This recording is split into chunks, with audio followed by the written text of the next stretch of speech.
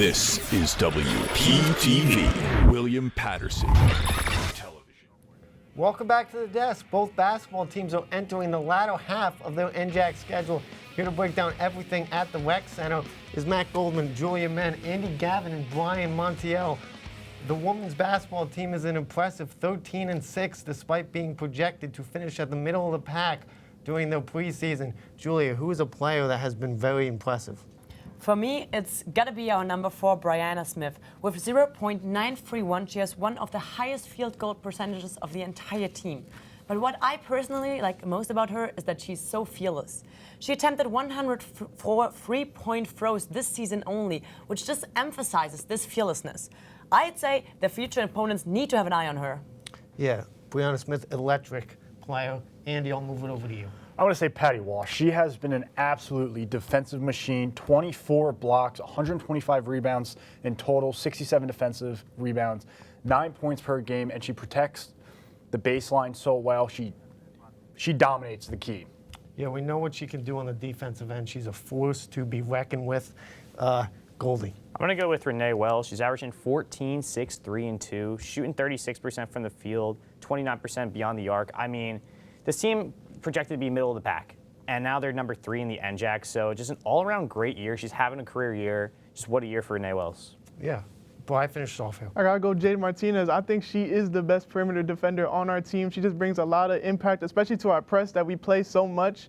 And she's always leading that press. She's always a leader. She's always a veteran in that press. She doesn't do that much offensively, but her offensive production is actually improved, having multiple 10-plus point games when we need it. So I think she's having a great season and a big reason why our defense has been so high this season. Yeah, for sure that lefty's having a good season.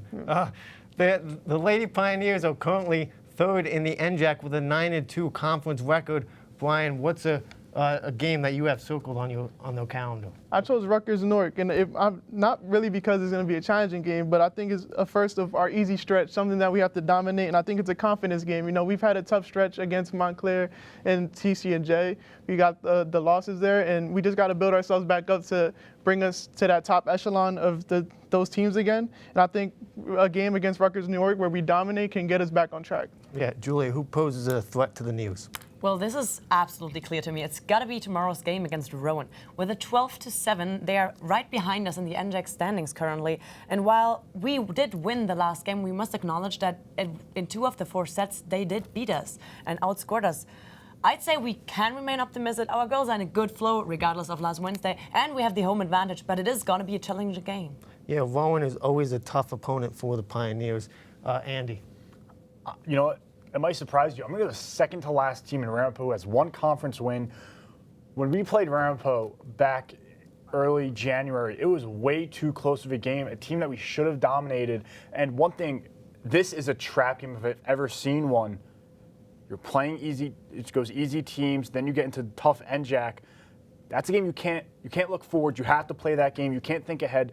Focus on that game. Play that game how you know how to play Pioneer basketball, and don't fall for that trap. Goldie.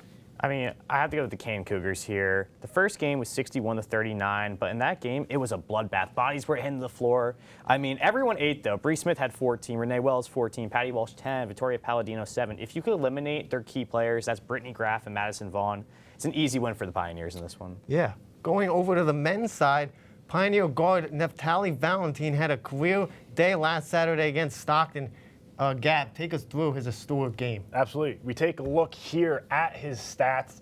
He had 37 points, 8 rebounds, his field goal percentage over 50% and 30% beyond the arc. It was a historic day, could not miss, green light, absolutely automatic. Yeah, Goldie, I'll go over to you. What makes him so special? He has to be one of the best players I've ever seen in isolation. When you want a guy to go one-on-one with your opposing player's best defender, that's Nef Valentin.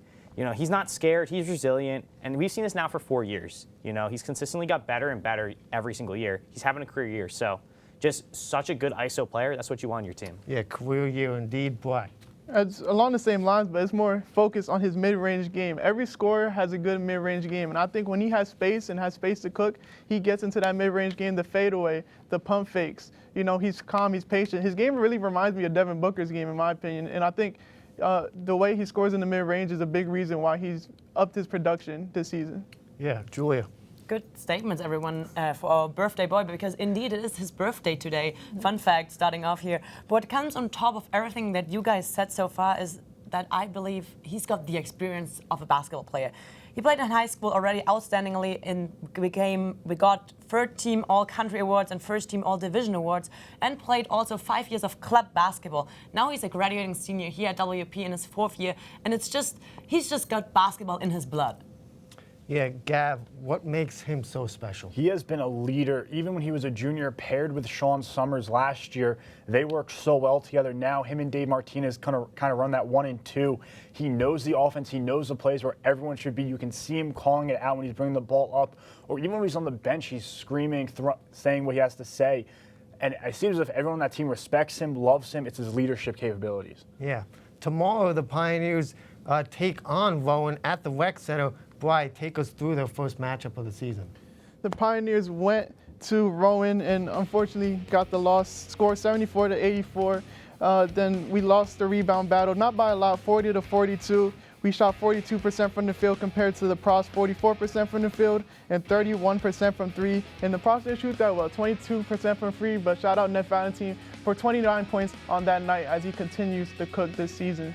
Yeah, Andy, I'll go to you. What does the Pioneers need to do early to get that win? They need to protect the perimeter. They allowed 20-plus threes Wednesday at Montclair. Jacob Morales was an absolute outlier for that with how insane he was.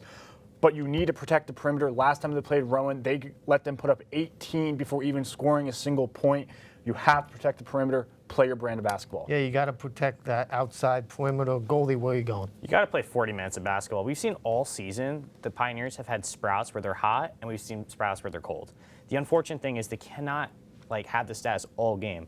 And, that's not a stable game if they're going to play on and off, on and off. If they can continue to play 40 straight minutes of basketball, they'll win the game. Yeah, Plain and simple. Absolutely. Brian. I got to say limit second chance points. I mean, it's not something that is not seen. We are struggling with rebounding, especially on the defensive end. Our last 3 games, we have allowed more than 10 second chance points, and the worst being TCNJ allowing 21 second chance points off offensive rebounds. We just got to limit the offensive rebounds, close our defensive possessions early, so those second chance points don't happen. Julia finishes off here. Well, let's be honest here. The Pioneers did have a couple of rough games lately. They lost the last 8 games consecutively. Plus, they are losing some of their best players due to serious injuries. Obviously, this is demotivating. So what I believe is what they got to do is bring the energy back. If they believe in themselves, if they trust in their skills, I believe that they can win again. And whatever plan Coach Chapman has ready for them can work if they just bring the energy. Yeah.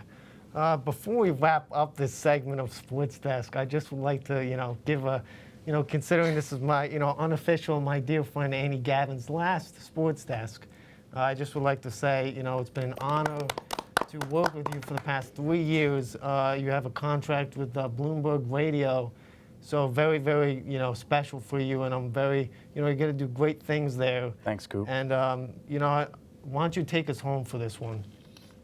Don't forget to follow us at SportsDeskWP for updates and more. Thank you to all cast and crew, and a big shout out to our wonderful studio manager, Al Clarke, from Studio B in Hamilton Hall, and for everyone at the desk. I'm Andrew Gavin saying so long and see you next Friday on WPTV.